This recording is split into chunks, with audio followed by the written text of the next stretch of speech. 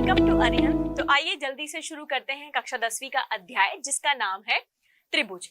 बच्चों, त्रिभुज क्या होता है? त्रिभुज हम पढ़ रहे हैं कि तीन रेखाओं को जब हम इस तरह से जोड़ते हैं तो त्रिभुज बनता है। पिछली कक्षा में हम त्रिभुज की सर्वांग समता के बारे में हमने पढ़ा था, जहां पर हमने बहुत सारी सर्वांग समता के नियम प्रतिबंध पढ़े थे कि अगर तीनों भुजाएं बराबर होती है दो त्रिभुज की तो त्रिभुज सर्वांग सम होता है। तो इस अध्याय में हम क्या पढ़ेंगे? समरूप त्रिभुजों के बारे में पढ़ेंगे। किसके बारे में पढ़ेंगे? समरूप त्रिभुजों के बारे में पढ़ेंगे। सर्वांग समता और समरूप में क्या अंतर होता है इसका भी हम अध्ययन करेंगे। तो सबसे पहला टॉपिक हम पढ़ने वाले हैं समरूप आकृति तथा समरूप त्रिभुज। समरूप आकृति क्या होती है? दो ज्यामितीय आकृतियां समरूप होती है, यानी कि दो ज्यामितीय आकृतियां, यानी कि जो ज्यामितीय आकृति से हमारा तात्पर्य क्या है? त्रिभुज भी हो सकता है, वर्ग भी हो सकता है, आयत भी हो सकता है। तो जो ज्यामितीय आकृतियां होती हैं अगर उनके आकार समान हो परंतु अमाप समान ना हो, आकार का मतलब होता है वो सेम शेप के हो, और अमान यानी कि उनकी साइज जो हो वो समान ना हो अर्थात एक आकृति दूसरे को समरूप कहते हैं। तो एक आकृति दूसरी की क्या कहलाती है? समरूप कहलाती है। सर्वांग समता में क्या होता था कि आकार और अमान दोनों क्या होने चाहिए थे? समान होते हैं तो सर्वांग समता कहलाती है। लेकिन समरूप में क्या होता है? आकार तो समान होना चाहिए पर अमाप क्या होना चाहिए? समान नहीं होना चाहिए। तो दोनों आकृतियां क्या कहलाती है? समरूप कहलाती है। यदि उनकी संगत भुजाएं एक ही अनुपात में हो, यदि उनकी संगत भुजाएं एक ही अनुपात में हो तो क्या होता है? उनके संगत कोण बराबर होते हैं। समरूप आकृतियां कुछ उदाहरण हम अब पढ़ने वाले हैं, ठीक है। अब समरूप आकृति के उदाहरण क्या क्या होते हैं यहाँ देखिए। यहाँ पे दोनों जो पिक्चर्स है वो किसकी है? ताजमहल की है। एक पिक्चर थोड़ी सी बड़ी है, एक पिक्चर थोड़ी सी छोटी है, यानी कि दोनों पिक्चर है तो समान लेकिन इनका जो अमाप है वो क्या है? अलग अलग है। इसी तरह आप यहाँ देखेंगे, यहाँ पे ये पिक्चर है वर्ग की, ये आकृति किसकी है? वर्ग की। ये बड़ा वर्ग है, ये छोटा वर्ग है, दोनों आकृतियां समान लेकिन इनका अमाप अलग अलग है। इसी तरह यहाँ पे ये दो वृत्त दे रखे हैं, इनकी आकृतियां समान है कि ये वृत्त हैं लेकिन अमाप अलग अलग है। और यहाँ पे ये दो त्रिभुज हैं, इनका आकार समान है लेकिन अमाप अलग अलग है। तो ये सब हमारी जो आकृतियां होती हैं, ये आकृतियां हमारी क्या कहलाती हैं? समरूप आकृतियां कहलाती हैं। जिनका आकार तो सेम हो पर अमाप क्या हो? अलग अलग हो, वो समरूप आकृतियां कहलाती हैं, ठीक है। तो हमें यहाँ से पता चल गया कि सर्वांग समता क्या होती है और समरूप आकृतियां क्या होती है। अब हम पढ़ेंगे समरूप बहुभुज के बारे में। समरूप बहुभुज क्या होता है? भुजाओं की समान संख्या वाले दो बहुभुज समरूप होते हैं। भुजाओं की संख्या का समान का मतलब है कि अगर इस बहुभुज में इतनी भुजाएं हैं तो दूसरे बहुभुज में भी उतनी ही भुजाएं होनी चाहिए। तो दो चीजें होती है, उनके संगत कोण समाप होने चाहिए, यानी कि उनके जो लगातार कोण है वो समान होने चाहिए। उनकी संगत भुजाएं एक ही अनुपात में होनी चाहिए अर्थात समानुपाती होनी चाहिए। तो दोनों बहुभुज क्या कहलाते हैं? दोनों बहुभुज क्या कहलाते हैं? समरूप बहुभुज कहलाते हैं। क्या कहलाते हैं? समरूप बहुभुज। अगर इन दोनों कथनों में से कोई एक कथन भी सत्य नहीं होता अर्थात असत्य होता है तो फिर वो समरूप नहीं होते हैं। अर्थात किसी भी आकृति का समरूप होना या समरूप बहुभुज का समरूप होना इन दोनों कथनों पर निर्भर करता है। अगर इन दोनों में से कोई भी एक कथन असत्य होगा तो ये समरूप नहीं कहलाएगा, ठीक है। यदि एक बहुभुज दूसरे बहुभुज के समरूप है तथा दूसरा बहुभुज तीसरे बहुभुज के समरूप है तो क्या होगा? पहला बहुभुज अपने आप तीसरे बहुभुज के समरूप होगा। तो अगर दो के ज्यादा आकृतियां आ जाती, मान लीजिए तीन आकृतियां आ जाती है, पहली आकृति दूसरी आकृति के समरूप है, दूसरी आकृति तीसरी आकृति के समरूप है, तो अपने आप पहली आकृति और तीसरी आकृति भी क्या हो जाएगी? समरूप हो जाएगी। तो ये हमने बात की थी समरूप बहुभुज की। अब हम एक छोटा सा प्रश्न करेंगे, समरूप और असमरूप आकृति के युग्म के दो उदाहरण आपको बताने हैं। तो समरूप आकृतियां क्या हो सकती है? जितने भी वर्ग होते हैं, क्यों? क्योंकि वर्ग की सारी भुजाएं क्या होती हैं? बराबर होते हैं, वो सब समरूप आकृतियों में होते हैं। सभी नियमित षष्टभुज वो भी किस में आते हैं? समरूप आकृतियों में आते हैं।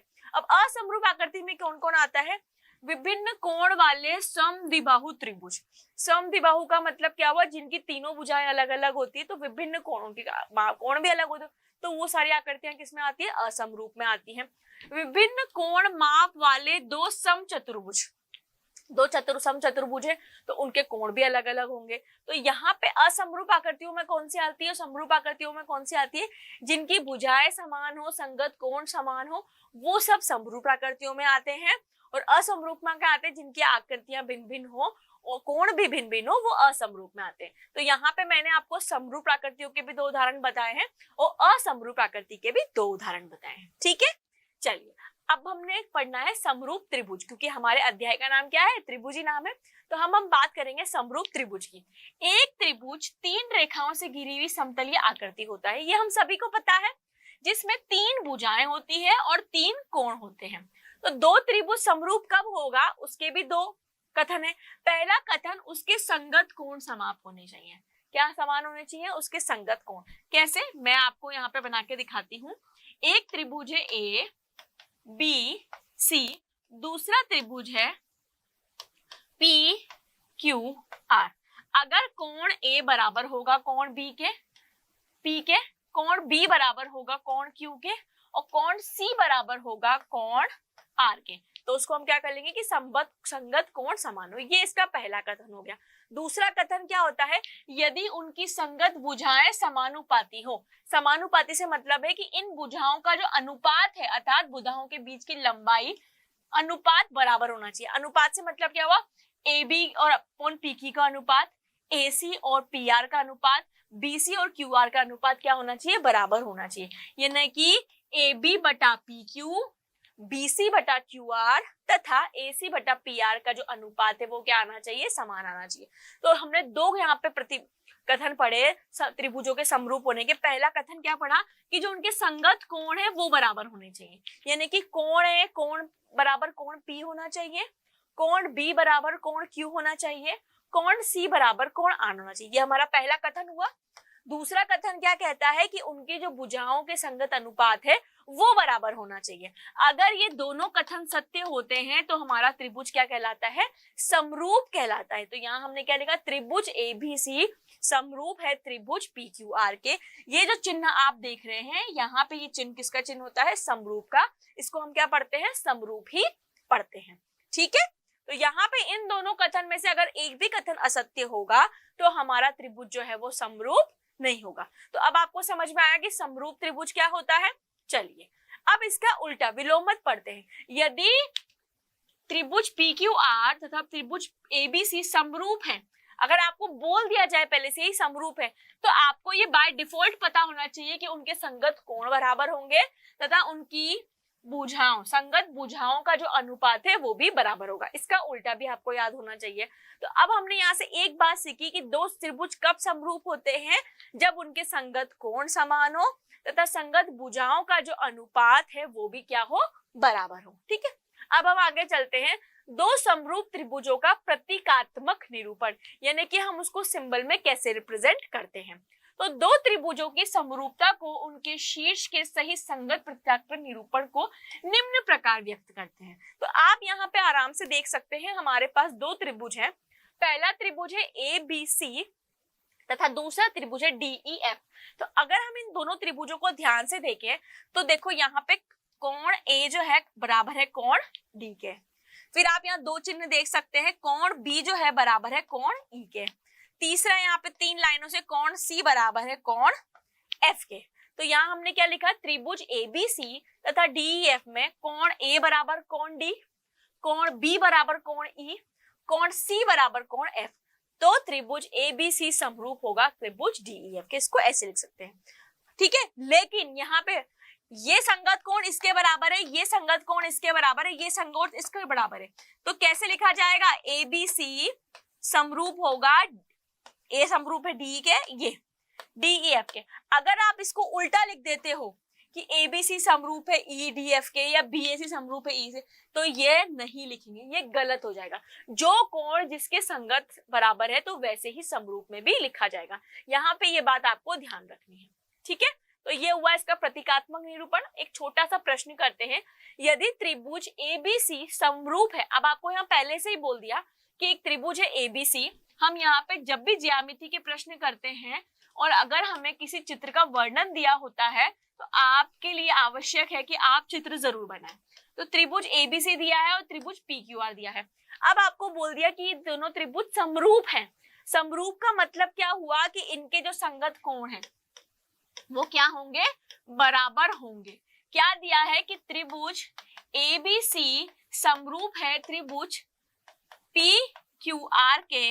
अतः हमें क्या पता होना चाहिए, पहली चीज हमें ये पता है कि कोण A बराबर कोण D है, कोण B बराबर कोण Q है तथा कोण C बराबर कोण R है। इसी के साथ साथ हमें और क्या चीज पता है कि इनकी संगत भुजाएं यानी कि AB अपॉन PQ का अनुपात बराबर है AC अपॉन PR के अनुपात के तथा BC अपॉन QR के अनुपात के। ये दोनों चीजें भी हमें पता है। कैसे पता है? क्योंकि ये दोनों त्रिभुज समरूप है। अब AB बराबर आपको बोल दिया 6.5 सेंटीमीटर है, PQ बराबर आपको बोल दिया 10.5 सेंटीमीटर है। ABC का परिमाप यानी कि इसका परिमाप आपको दिया हुआ है कितना? त्रिभुज ABC का परिमाप 60 सेंटीमीटर। तो आप यहाँ लिख लेंगे त्रिभुज ABC का परिमाप भी आपको दिया हुआ है। परिमाप कितना दिया है? 60 सेंटीमीटर। तो जो दिया हुआ है उसी पे हम चलेंगे। आपको त्रिभुज PQR का परिमाप निकालना है। अब यूं मत कर देना कि इसका परिमाप और इसका परिमाप बराबर होगा, नहीं, वो सर्वांग समता में होता था। समरूप में क्या होता है? आकार समान, मतलब आकृतियां समान होती है लेकिन उनका अमाप अलग अलग होता है, तो इसका परिमाप भी अलग होगा। तो आपको ये चीजें दी हुई है, तो यहां से आपको एक चीज पता है, AB अपॉन PQ बराबर कितना है? 6.5 बटा 10.5। ठीक है, ये आपको पता है और ये भी पता है कि इन सबके बराबर होगा। बराबर आप यहाँ लिख सकते हो 6.5 बटा 10, क्योंकि जो इनका अनुपात है वही इनका अनुपात होगा और वही इनका अनुपात होगा। कैसे? क्योंकि ये त्रिभुज समरूप है, इसीलिए इन सबके अनुपात क्या होंगे? आपस में बराबर होंगे। तो यहाँ से मैंने दशमलव का चिन्ह हटा दिया, तो मैं कैसे लिख सकती हूँ? AB बराबर 65 बटा 104 PQ लिख सकती हूँ। इसी तरह मैं ये भी लिख सकती हूँ, AC बराबर 65 बटा 104 PR, और मैं क्या लिख सकती हूँ? BC बराबर 65 बटा 104 QR, है ना। अब हमें क्या दिया हुआ है? त्रिभुज ABC का परिमाप क्या होता है? भुजाओं का योग। परिमाप क्या होता है? भुजाओं का योग। भुजाओं से योग के मतलब है AB plus AC plus BC, ये इसकी भुजाएं हैं। तो AB हमारा कितना दिया हुआ है? 65 बटा 104। ये अगर हम कॉमन ले ले तो क्या बनेगा? PQ plus PR plus QC, ऐसे ही बनेगा ये यहाँ पे, है ना। अगर इन तीनों में ये कॉमन आ जाएगा क्या? 65 बटा, तो ये हमारा क्या है? और ये ABC का परिमाप हमें कितना दे रखा है? 60 दे रखा है हमें। ये PQ plus PR plus QC हमारा क्या है? ये हमारा त्रिभुज PQR का परिमाप है। ये किसके बराबर होता है? त्रिभुज PQR के परिमाप के, और हमें यही निकालना था। तो जो चीज हमें निकालना है वो इधर रखते हैं, बाकी सबको हम इधर भेज देते हैं। तो यहाँ पे मैं आपके लिए सॉल्व कर देती हूँ। तो त्रिभुज PQR का परिमाप निकलेगा 60 गुणा 104 बटा 65। आप इसको सॉल्व करोगे तो आपका आंसर आएगा 96 सेंटीमीटर। तो इसी के साथ हमने त्रिभुज PQR का परिमाप कितना निकाल लिया? त्रिभुज PQR का परिमाप है 96 सेंटीमीटर। तो अगर आपको ये दिया हुआ है तो आप इसको मानकर सॉल्व कर सकते हैं। ठीक है, तो ये हमारा पहला प्रश्न हो गया। अब हम बात करते हैं आधारभूत समानुपातिकता प्रमेय। ये बहुत ही महत्वपूर्ण प्रमेय है। बहुत बार हमारे एग्जाम में इस प्रमेय का एज इट इज पूछा जाता है कि उसका निरूपण करो। तो हम इस प्रमेय को बहुत ही ध्यान से पढ़ेंगे। इसको हम बेसिक प्रोपोर्शनैलिटी थ्योरम भी कहते हैं। क्या कहती है ये प्रमेय? ध्यान से सुनना। यदि किसी त्रिभुज की एक भुजा के समानांतर दो भुजाओं को भिन्न भिन्न बिंदुओं पर प्रतिच्छेद किया जाए, यानी कि इस बिंदु पर ये प्रतिच्छेद कर रहा है और इस बिंदु पर ये प्रतिच्छेद कर रहा है, तो प्रतिच्छेद करने वाली रेखा दो अन्य भुजाओं के अनुपात को क्या करती है? विभाजित करती है। यानी कि ये इस भुजा को क्या करेगी? अनुपात में विभाजित करेगी। मैं एक बार और ये प्रमेय आपको बता देती हूँ। यदि किसी त्रिभुज की एक भुजा के समानांतर, यानी कि इस भुजा के समानांतर हम इन दो भुजाओं को भिन्न भिन्न बिंदु पर प्रतिच्छेद करने वाली रेखा अगर खींचते हैं, तो इन दो भुजाओं को प्रतिच्छेद करने वाली रेखा हमने ये खींचते हैं, तो ये भुजाएं ए के अनुपात में क्या हो जाती है, विभाजित हो जाती हैं। इस प्रमेय को थेल्स प्रमेय भी कहते हैं। तो यहाँ पे हमको क्या दिया हुआ है, एक त्रिभुज एबीसी दिया हुआ है जिसमें डीई के समानांतर रेखा क्या है, बीसी है। डीई के समानांतर क्या है, बीसी है। अब ये डी जो रेखा है ये AB तथा AC को बिंदु D तथा E पे क्या करती है, प्रतिच्छेद करती है। अर्थात जो DE है वो समानांतर है किसके, BC के। ये आपको दिया हुआ है। अब आपको सिद्ध क्या करना है, आपको सिद्ध करना है कि AD बटा DB यानी कि इनका अनुपात यानी कि AD बटा DB बराबर होगा AE बटा EC के। ये आपको सिद्ध करना है, ये आपको क्या करना है, सिद्ध करना है। तो अब हम उसके लिए क्या करेंगे, छोटी सी रचना करनी पड़ेगी। रचना कैसे पढ़ेंगे, हम बिंदु E से यहाँ पे एक लंब डालेंगे, किस पर, AD पर, तो ये F डाला। इसी तरह बिंदु D से यहाँ पे भी एक लंब डालेंगे, किस पर, AE पर, ये D डाला।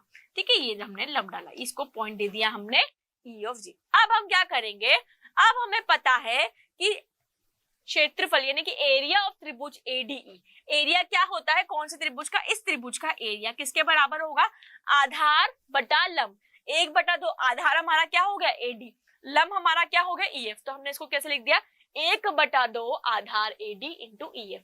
इसी तरह हमने दूसरा त्रिभुज लिया BDE, कौन सा लिया, ये लिया। तो BDE का क्षेत्रफल किसके बराबर होगा, 1/2 आधार BD इंटू EF। ये हमारा क्या हो गया, लंब। 1/2 से 1/2 कट गया, AD से EF से ये EF कट गया, तो क्या बचा, AD बटा BD। इसको DB भी लिख सकते हैं, AD बटा DB। तो एरिया ऑफ त्रिभुज ADE बराबर एरिया ऑफ त्रिभुज BD बराबर क्या गया, AD बटा D। कौन सा सूत्र लगाया, त्रिभुज का क्षेत्रफल का 1/2 आधार इंटू ऊंचाई। इसको हमने दे दिया समीकरण 1। अब इसी प्रकार हम दोबारा क्या बोलेंगे कि त्रिभुज ADE का जो क्षेत्रफल है बटा त्रिभुज, अब ये वाला त्रिभुज लेंगे, कौन सा, DEC बटा त्रिभुज DEC का क्षेत्रफल। तो ADE का क्षेत्रफल क्या हो जाएगा, अब आधार क्या ले लिया हमने, AE, और लंब हमने क्या ले लिया, DG ले लिया। तो 1/2 आधार इंटू ऊंचाई मतलब AE इंटू DG। इसी तरह त्रिभुज DEC में आधार हमने लिया EC और लंब हमने लिया DG। तो DG से तो DG कट गया, 1/2 से 1/2 कट गया, तो क्या बचेगा, AE अपॉन EC। ये हो गई हमारी समीकरण 2। ये हमारी क्या हो गई, समीकरण 2 हो गई। आगे चलते हैं। अब हमको क्या पता है, चूंकि त्रिभुज BDE और त्रिभुज DEC एक ही आधार DE के, एक ही आधार DE तथा समानांतर रेखाओं कौन कौन सी, BC तथा EC के बीच क्या बने त्रिभुज हैं। तो आपने कक्षा 9 में एक प्रमेय पढ़ी थी कि अगर एक आधार पर दो त्रिभुज बनते हैं तो उनका जो क्षेत्रफल होता है वो क्या होता है, बराबर होता है। ये हम कक्षा 9 में पढ़कर आए हैं। उसी प्रमेय को यहाँ लिखा है कि एक त्रिभुज BDE और EDC एक आधार DE तथा समानांतर रेखाओं के बीच बने हैं, तो इन त्रिभुज का क्षेत्रफल क्या होगा, समान होगा। और अगर इन त्रिभुज का क्षेत्रफल समान है तो AD बटा DB बराबर किसके होगा, AE बटा EC के। ये हमने दे दिया समीकरण 4। यही हमें सिद्ध करना था, यही हमारी कहती है थेल्स थ्योरम, ये हमने सिद्ध कर दिया। अब इससे और हम क्या क्या सिद्ध कर सकते हैं, पहला हम सिद्ध कर सकते हैं AB बटा DB बराबर होगा AE बटा AC बटा EC के। इसको ऐसे भी लिख सकते हो, DB बटा AB बराबर होगा AE बटा AC के। ये पहले चीज। दूसरा क्या, AD बटा, ये तीनों जो अनुपात है ये भी समान होगा, AD बटा DB बराबर होगा AE बटा EC के। कैसे सिद्ध करेंगे, हम लेते हैं एक बार समीकरण 4। समीकरण 4 हमारी क्या थी, AD बटा DB बराबर होगा AE बटा EC के। अब हम क्या करते हैं, दोनों पक्षों में एक को जोड़ देते हैं, इधर भी एक को जोड़ दिया, इधर भी एक को जोड़ दिया। उसके बाद हमने क्या लिया, एलसीएम लिया। एलसीएम हमने क्या लिया, DB। तो AD प्लस DB और इधर क्या हुआ, AE प्लस EC। तो AD, अब यहाँ पे अगर आपके पास चित्र नहीं है तो हम एक बार चित्र भी बना देते हैं आपके लिए। ABC, ये हमने समानांतर रेखा खींची DE, ये हमने एक लंब डाला था इधर,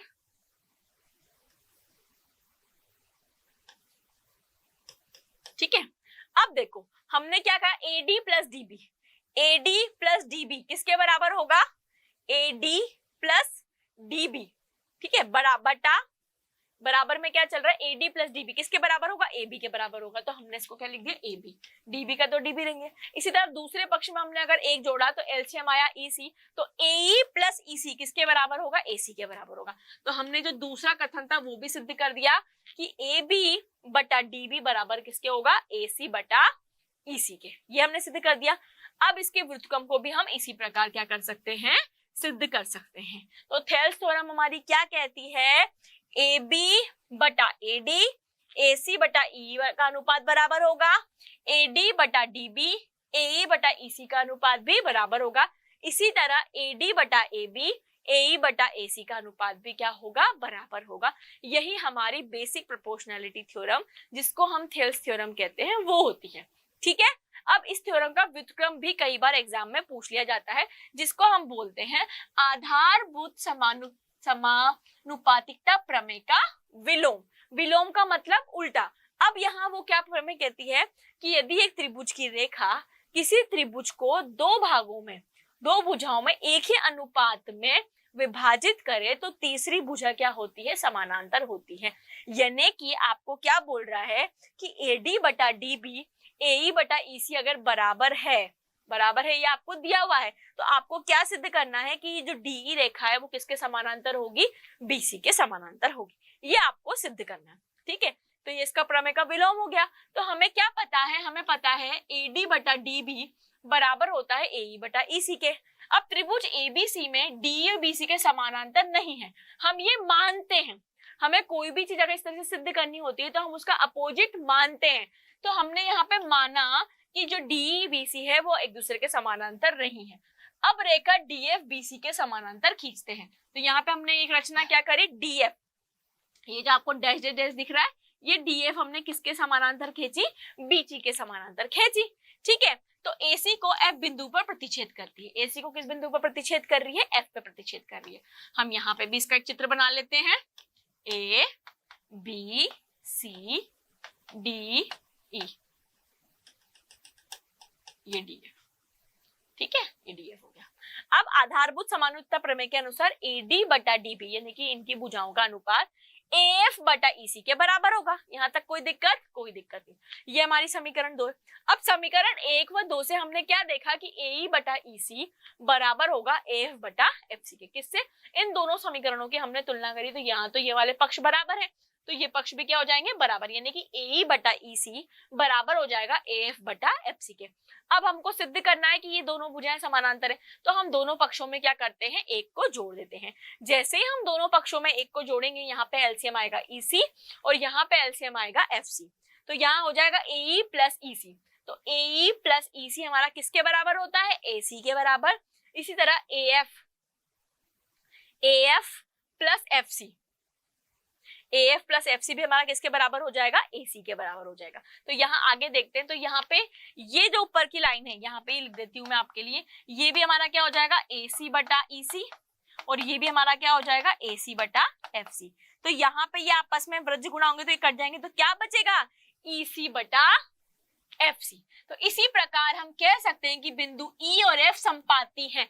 संपाती है मतलब एक के ऊपर एक ओवरलैप है, अतः DF और E संपाती हैं, और अगर ये संपाती हैं तो DF BC के क्या होगा, समानांतर होगा। और बच्चों हमें यही तो सिद्ध करना था, तो D तथा BC समानांतर होंगे इति सिद्धम। तो यहाँ हमने थेल्स प्रमेय पढ़ी और उसका व्युत्क्रम भी पढ़ा, जो आपको एज इट इज अच्छे से लर्न करना है, याद करना है। लिख लिख के प्रमेय को करोगे तो बहुत ही आसानी से हो जाएगा। अब यहाँ पे महत्वपूर्ण बिंदु जो हमें याद रखना है, महत्वपूर्ण प्रमेय, मध्य बिंदु प्रमेय। किसी त्रिभुज की किन्हीं दो भुजाओं के मध्य बिंदु को मिलाने वाला रेखाखंड तीसरी भुजा के क्या होता है, समानांतर होता है। इनका जो प्रूफ है वो इतना एग्जाम में नहीं पूछा जाता, सिर्फ आप प्रमेय ध्यान में रखो।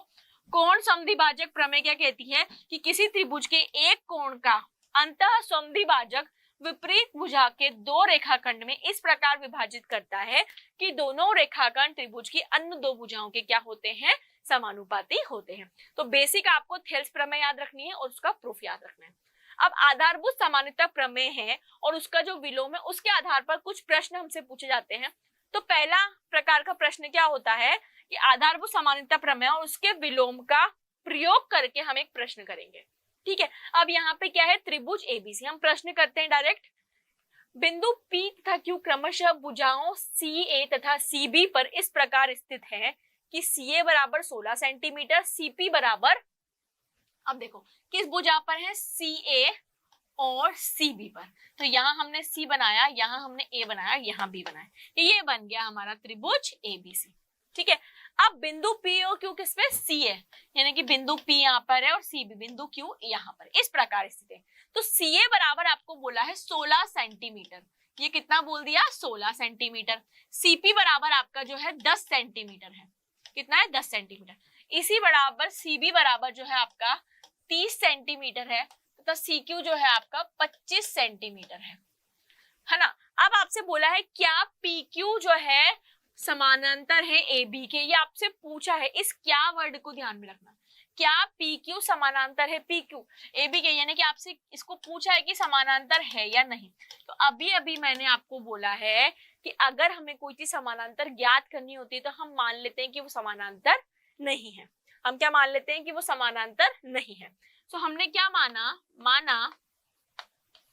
है ना, माना। अब देखो अगर ये समानांतर होता तो इनकी भुजाओं का अनुपात क्या होता, बराबर होता। तो माना ये समानांतर नहीं है तो हमने क्या बोला, हमने बोला कि CA बटा CP का जो अनुपात है वो बराबर नहीं है CB बटा CQ के अनुपात के, बराबर नहीं, हमने ये माना, ठीक है, बराबर नहीं है। तो अगर ये बराबर नहीं है तो हम इसको ऐसे भी लिख सकते हैं कि CP बटा CA भी बराबर नहीं होगा CQ बटा CB के, CP बटा CA, ये भी बराबर नहीं होगा CQ बटा CA के। यहां तक कोई दिक्कत? भाई कोई दिक्कत नहीं, ये हमने लिख दिया कि बराबर नहीं है। अब हमें क्या करना है कि जब ये बराबर नहीं है तो अब हम इसको क्या करेंगे और आगे सोल्व करेंगे, ठीक है। ये बराबर नहीं है तो अब हमने क्या किया, दोनों पक्षों में क्या कर दिया, एक को जोड़ दिया, दोनों पक्षों में क्या कर दिया, एक को जोड़ दिया, तो CP और ये क्या बन जाएगा CA। अब हम दोनों पक्षों में क्या करेंगे, जोड़ के देखते हैं। अब दोनों पक्षों में एक घटाने पर, जोड़ेंगे नहीं, जोड़ेंगे तो क्यों, क्योंकि हमारे पास पूरी का दिया हुआ है। तो यहाँ पे CP बटा CA में से एक बराबर माइनस किया, जो बराबर नहीं है CQ बटा CB में से एक माइनस किया, तो यहाँ पे CA हमारा क्या आ जाएगा, एलसीएम आ जाएगा। CP माइनस CA बराबर नहीं है CQ बटा CB माइनस CB, ठीक है।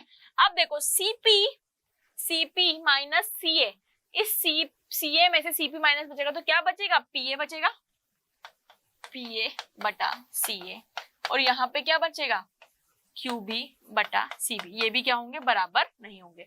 तो जब ये भी बराबर नहीं है, तो जब ये भी बराबर नहीं है, ये अनुपात भी बराबर नहीं है, तो हम क्या कह सकते हैं, अतः PQ जो है पैरेलल नहीं होगा AB के।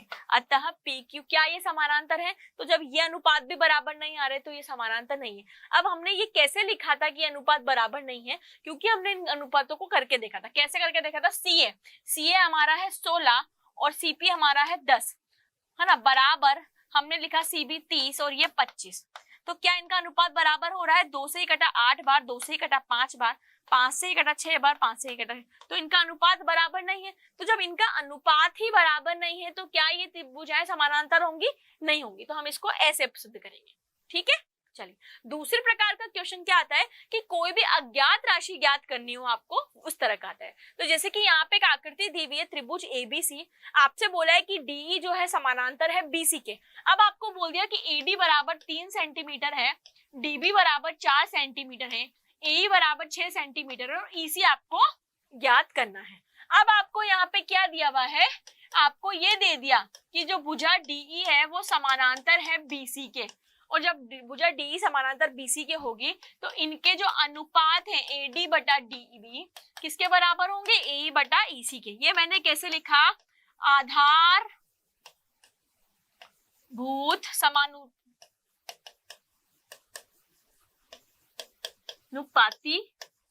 प्रमेय से। किससे लिखा, आधारभूत समानुपाती प्रमेय से। क्या लिखा मैंने कि इनका जो अनुपात है वो बराबर होगा।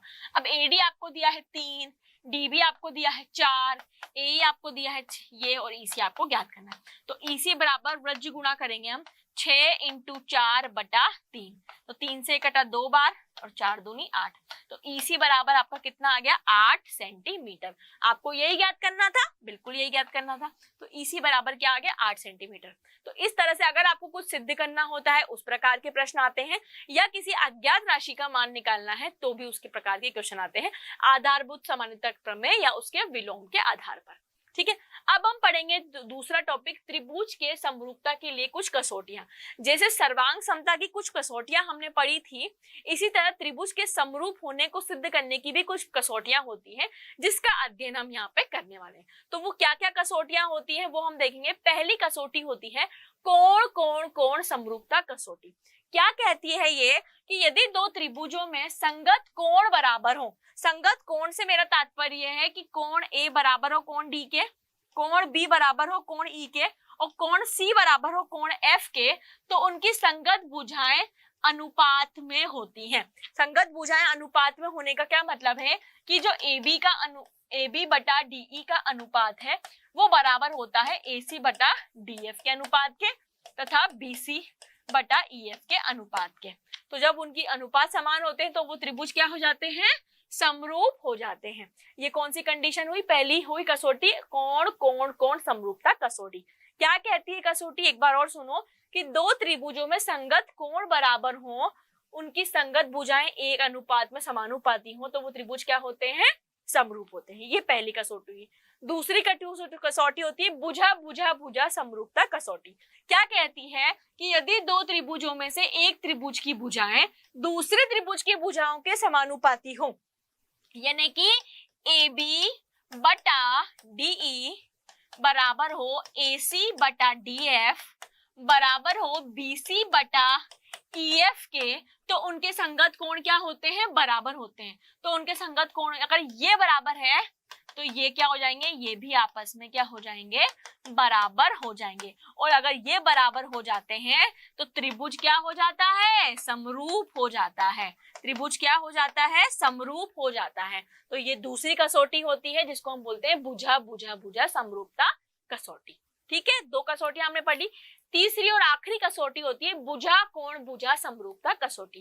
क्या कहती है ये कि यदि एक त्रिभुज का एक कोण मान लीजिए आपने, ये कोण है और कोण डी, उस दूसरे त्रिभुज के दो कोण के बराबर हो, है ना, दूसरे त्रिभुज के कोण के बराबर तथा कोणों के अंतर्गत आने वाली भुजा, यानी कि इसके कोण के अंतर्गत कौन सी भुजा आ रही है, ये और ये, इस कोण के अंतर्गत कौन सी भुजा आ रही है, ये समानुपाती होती है।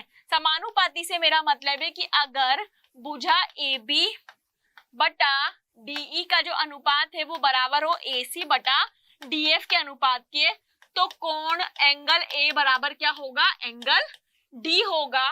ठीक है, और अगर ये दोनों हो जाते हैं तो त्रिभुज ABC जो है समरूप हो जाएगा त्रिभुज DEF के। तो इसको हम कौन सी समरूपता कसौटी कहते हैं, भुजा कोण भुजा समरूपता कसौटी कहते हैं। तो यहाँ पे हमने तीन कसौटियां पढ़ी। इन तीनों कसौटी में से किसी भी एक कसौटी का इस्तेमाल करके हम ये पता लगा सकते हैं कि दो त्रिभुज समरूप हैं या नहीं। तो यहाँ पे उसी से रिलेटेड हम एक प्रश्न करेंगे, दी गई आकृतियों में त्रिभुज का कौन सा युग्म समरूप है, ये आपको बताना है। अभी अभी हमने समरूपता की बहुत सारी कसौटियां पढ़ी, लेकिन हम यहाँ देख रहे हैं कि हमें क्या दी हुई है, सिर्फ भुजाएं दी हुई है। तो हम भुजाएं वाली कसौटी का इस्तेमाल करेंगे।